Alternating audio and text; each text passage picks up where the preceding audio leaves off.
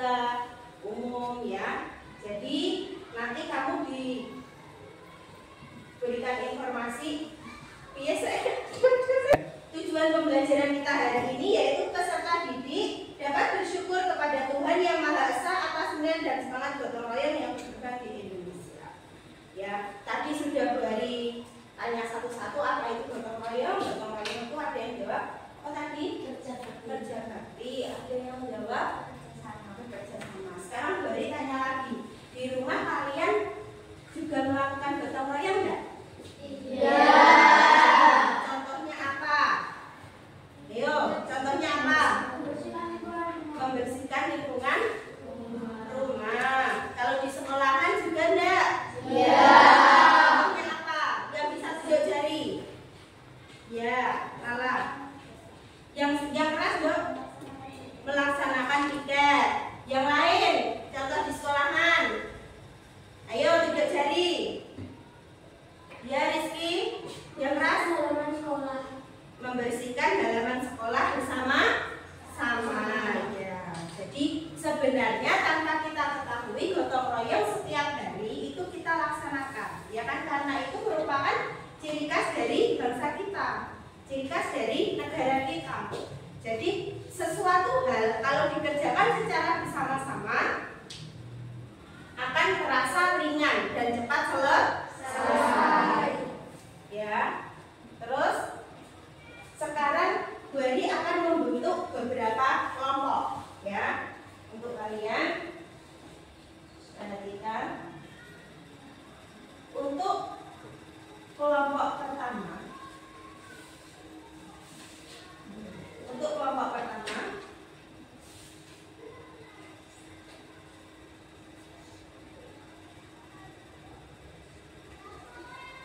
siapa itu? Rizky. Berarti kelompok 1 ketuanya adalah Rizky. Ya. Kelompok kedua sekarang. Untuk kelompok kedua, ayo siapa bersama-sama? Berarti untuk kelompok kedua nanti ketuanya adalah Alfa. Untuk kelompok ketiga sekarang,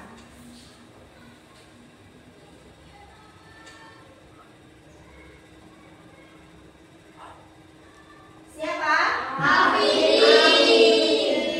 Berarti Mbak Afilin nanti yang memimpin di kelompok 3.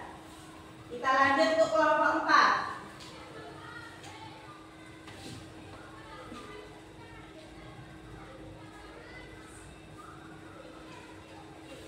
Siapa?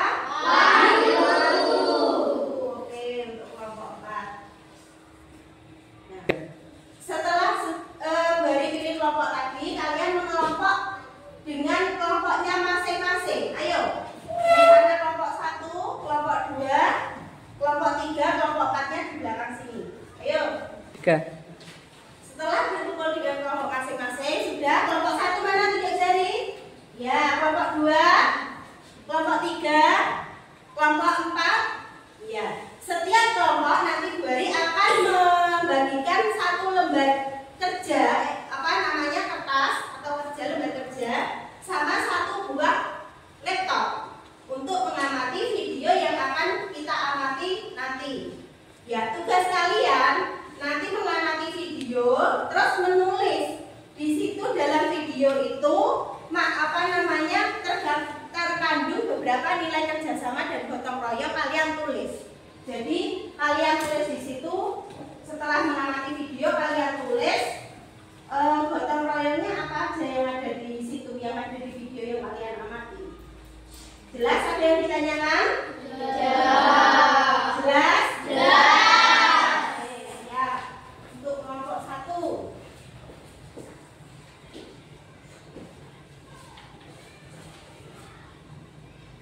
Kelompok 2.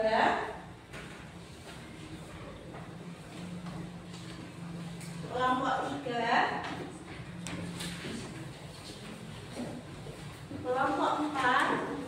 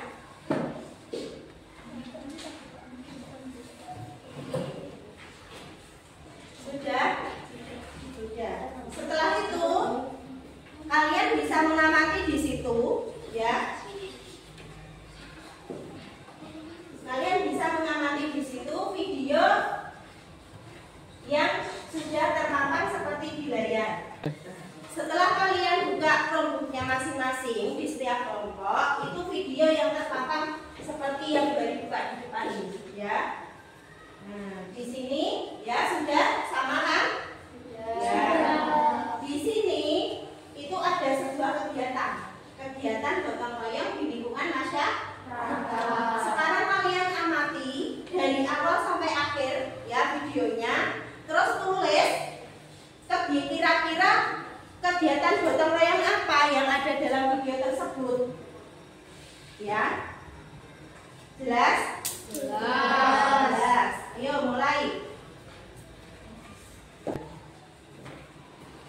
Ayo diamati.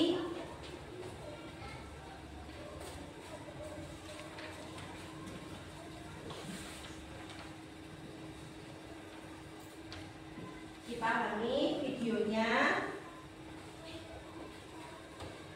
Kira-kira pada waktu itu kegiatannya sedang apa?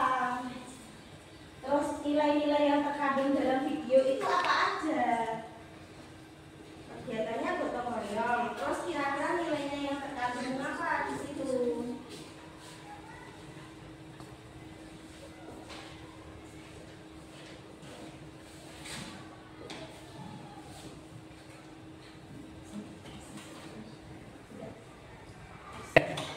Oke, waktu selesai. Sudah selesai semuanya? Sudah. Sekarang Bu Eri minta untuk kelompoknya Afilin untuk menjelaskan di depan tentang hasil diskusi kita hari ini. Ayo Mbak Afilin dan kelompoknya maju ke depan.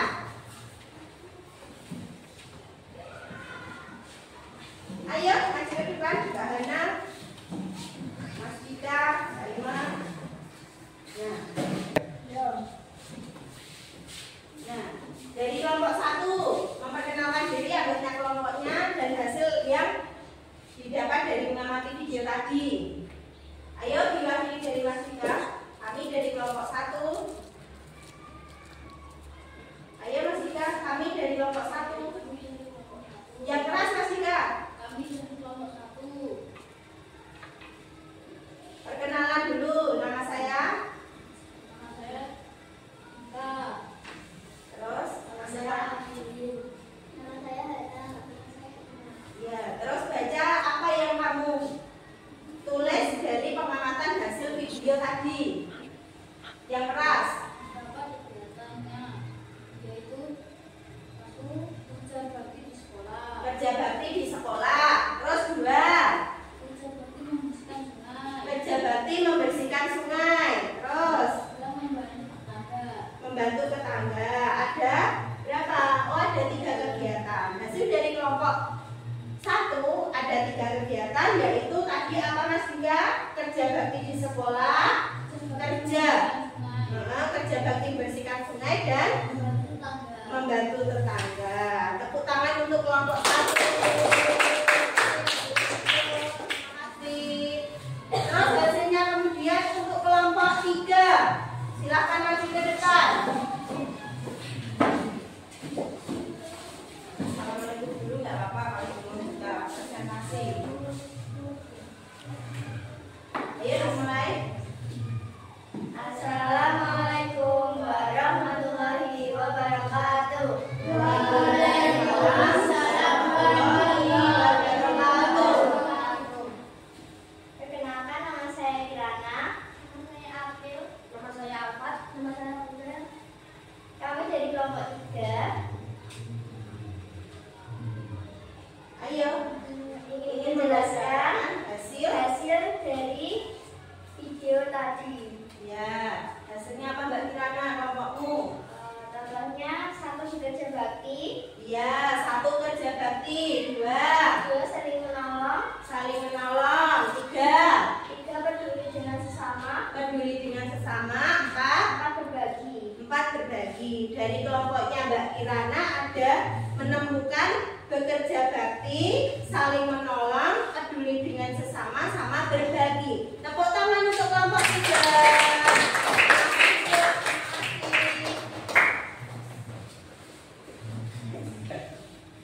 Baik anak-anak, keempat kelompok sudah memaparkan hasilnya di depan, sudah mengamati, dan semua jawabannya itu sudah benar. Berarti untuk gotong royong itu sebenarnya sudah kita lakukan setiap hari. Di mana saja, di sekolah bisa, di rumah juga bisa, di masyarakat juga bisa.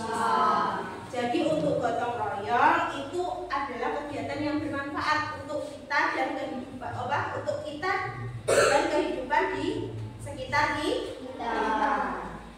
Sudah sampai sini dulu.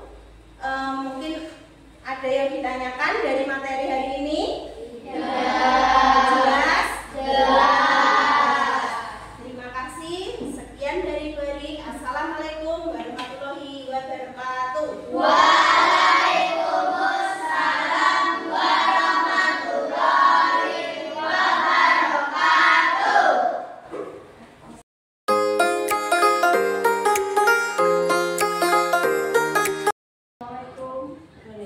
siang Bu Ari. Waalaikumsalam, selamat siang. Bagaimana kabarnya Bu Ari? Alhamdulillah baik. Selamat siang Pak Akhir.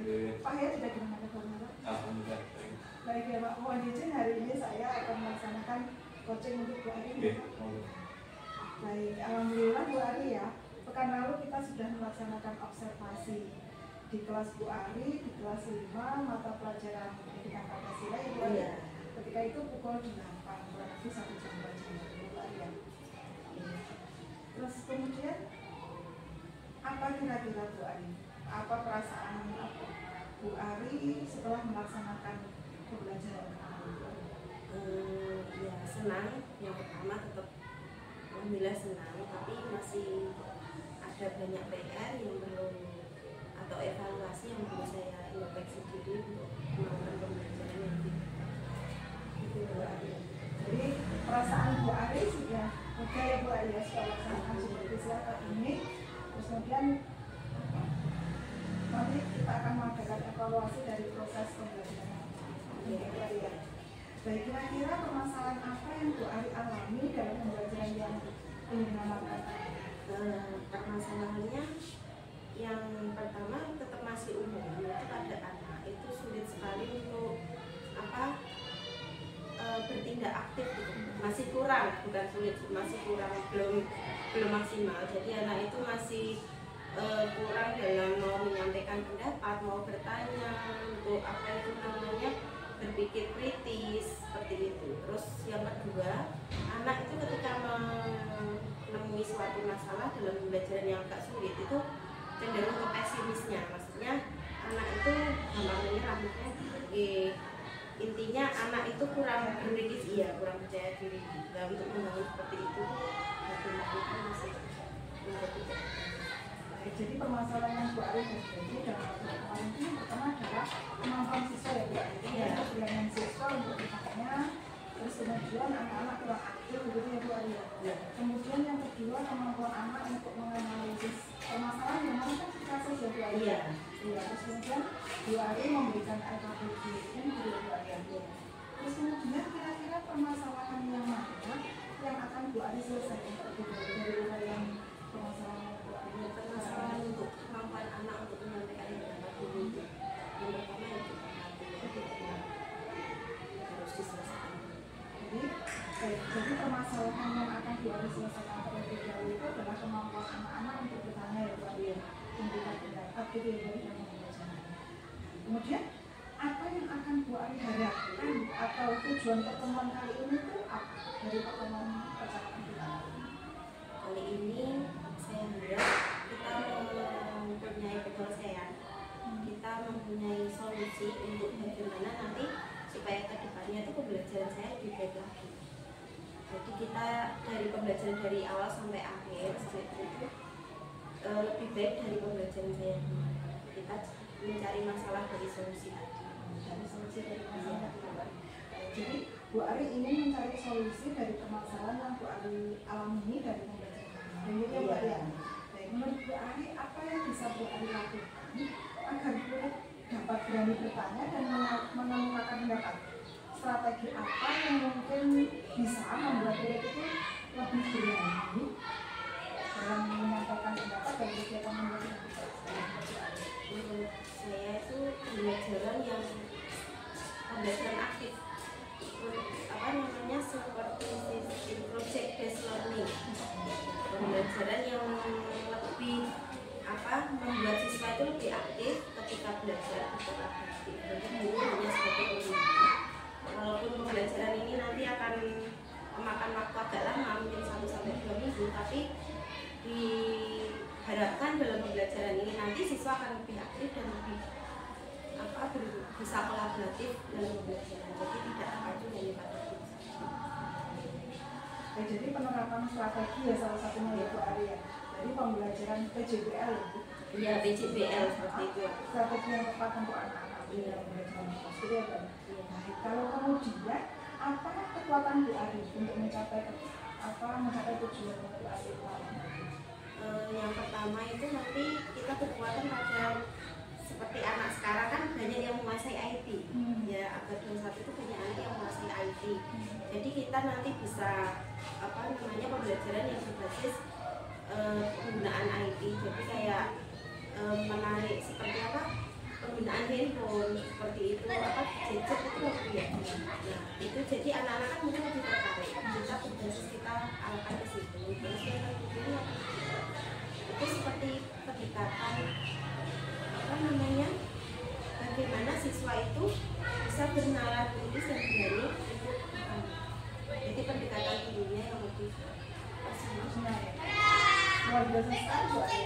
Tadi seperti yang disampaikan Bu Ari, memiliki keterampilan dalam menyelenggarakan pembelajaran berbasis teknologi itu ya Bu Ari. Jadi kekuatan Bu Ari tadi seperti yang Bu Ari sampaikan, Bu Ari memiliki keterampilan menyelenggarakan pembelajaran dengan berbasis IT. Kemudian apa yang akan Bu Ari rencanakan untuk mendapatkan penyelesaian dari rencana Bu Ari? Sesuai topik yang kita pelajari kemarin, nanti rencana kepala saya pun anak-anak itu nanti akan dikasih sebuah tantangan oleh guru. Jadi nanti akan dibuat beberapa kelompok yang kolaboratif. Jadi kelompok itu tidak heterogen lah, tidak bercampur yang kita itu enggak. Jadi nanti campur, anak-anak disuruh buat kelompok. Terus nanti anak-anak itu disuruh membuat suatu tugas seperti tentang materi yang dipelajari kemarin atau yang itu nanti membuat kayak wawancara, terus daftar pertanyaan, terus laporan hasilnya seperti apa, itu nanti langsung praktek ke lapangan, seperti nanti langsung bisa ke masyarakat atau di keluarga juga, mungkin di lingkungan sekolah di sini juga bisa ya. Dalam 1 sampai 2 minggu nanti tugas itu harus selesai dan anak-anak diharapkan bisa mempresentasikan hasilnya tadi di depan kelas. Jadi benar-benar maksimal. Jadi rencana Bu Ari yang pertama adalah membentuk anak-anak tadi siswa tadi menjadi kelompok yang variatif ya Bu Ari. Kemudian tadi juga memberikan tugas studi kasus untuk diselesaikan oleh siswa ya Bu Ari. Kemudian Bu Ari juga mengarahkan mereka untuk menerapkan dalam lingkungan di rumah dan juga tentunya di masyarakat. Terus kemudian dari hasil wawancara di rumah tadi dipresentasikan di rumah. Luar biasa sekali Bu Ari. Kemudian apa yang menjadi ukuran keberhasilan dari rencana Bu Ari tadi? Yang menjadi ukurnya Bu Ari Bu Ari? Yang menjadi tolak ukur itu siswa harus bisa berani ambil di kelas. Jadi harus bisa menjawab pertanyaan temannya secara maksudnya secara profesional di depan. Dia berani presentasi, menjawab pertanyaan dengan baik atas hasil yang dia lakukan pada waktu tugas itu. Hasilnya itu harus presentasi, dia belajar belajar tampil di depan secara maksimal. Jadi tolak ukurnya seperti itu. Jadi anak-anak mampu mempresentasikan tugasnya dengan baik, berani bicara, berani mengungkapkan pendapatnya, berani bernalar kritis seperti itu. Baik, jadi ukuran keberhasilan dari Bu Ari tadi sampai anak-anak dapat tumbuh atau menumbuhkan sikap yang bernalar kritis dalam pembelajaran sebagai pembentukan karakter mereka itu ya Bu Ari. Terus kemudian kemudian rencana yang akan Bu Ari lakukan nanti, kira-kira hambatan atau tantangan apa yang ada untuk mengatasi hambatan tersebut Bu Ari? Hambatannya itu biasanya untuk pada waktu pembentukan kelompok. Pada waktu pembentukan kelompok itu kan biasa kalau anak SD itu sudah ada gap-gapan, geng-gengan. Otomatis dia yang senang temennya itu ya sama itu aja, kalau itu enggak. Seperti itu kan enggak boleh. Jadi kita sebagai guru harus berdiskusi dengan siswa. Mungkin kita nanti buat lotre atau itu namanya kelompok secara acak, persetujuan guru dan siswa agar bisa membuat kelompok itu secara acak, maksudnya heterogen. Jadi anak-anak nggak terpaut pacu kalau temennya itu ya itu saja gitu enggak. Iya gitu. Jadi kalau seperti itu kan adil, jadi anak nggak akan pendekatan kita lah ke anak supaya anak itu enggak apa nanti kok aku sama ini, kok aku sama ini. Jadi kita lebih ke anak itu nanti lebih istilahnya diskusi lah sama anak supaya anak juga tidak kecewa. Ya, anak nggak kecewa juga. Bu Ari tadi menyampaikan bahwa hambatannya adalah pembentukan kelompok ya Bu Ari ya. Mungkin anak-anak sudah terlalu melakukan kelompoknya yang lama dan kemudian mereka nggak mau diberikan pencapaian baru gitu ya. Jadi harus kita ketegasan ke Bu Ari untuk membagi kelompok, memberikan sesuatu kepada mereka agar mereka bisa menerima. Ini ya Bu Ari ya. Terus kemudian apa komitmen Bu Ari untuk rencana ini? Yang pertama itu komitmennya itu ya harus konsisten dengan pembelajaran yang saya akan melaksanakan nanti yang SDL harus benar-benar konsisten, benar-benar pembelajaran itu nanti harus berpusat pada anak dan guru itu harus sebagai hanya pembimbing saja. Terus yang kedua, kita berapa istilahnya sharing atau minta pendapat dari guru teman sejawat atau juga dari orang tua siswa. Kita juga istilahnya apa namanya kelas ya, seperti ya ada refleksi gitu loh. Jadi melibatkan teman sejawat, melibatkan apa orang tua siswa juga seperti itu. Jadi juga benar-benar nanti pembelajaran itu harus sesuai apa yang kita ingin. Merefleksi itu kan bisa bekerja sama dengan teman sejawat ya, memberikan saran. Baik, kemudian bagaimana tindak lanjut dari coaching ini nanti? Setelah coaching ini, yang jelas saya langsung akan praktek yang jelas dalam pembelajaran project based learning tadi. Terus segera menyusun rencananya setiap minggu. Terus anak itu nanti biar juga langsung apa namanya langsung belajar dengan PJBL ini dan hasilnya semoga bisa sesuai apa yang kita harapkan. Jadi anak-anak saya langsung buat rencana praktek di kelas, terus nanti minta pendapat kepada teman sejawat bagaimana kekurangannya apa, terus apa yang perlu diperbaiki seperti itu. Nanti anak juga segera maksudnya belajar terus apa namanya biar lebih baik dari yang kemarin, lebih bisa berpikir iya bisa belajarnya bisa lebih tercapai. Terima kasih yang diharapkan itu bisa apa yang kita harapkan tuh bisa sesuai. Jadi pada intinya Bu Ari akan segera melaksanakan rencana tadi ya Bu Ari ya, dengan program yang telah Bu Ari rencanakan tadi, kemudian melakukan evaluasi pembelajaran dan juga merefleksi pembelajaran.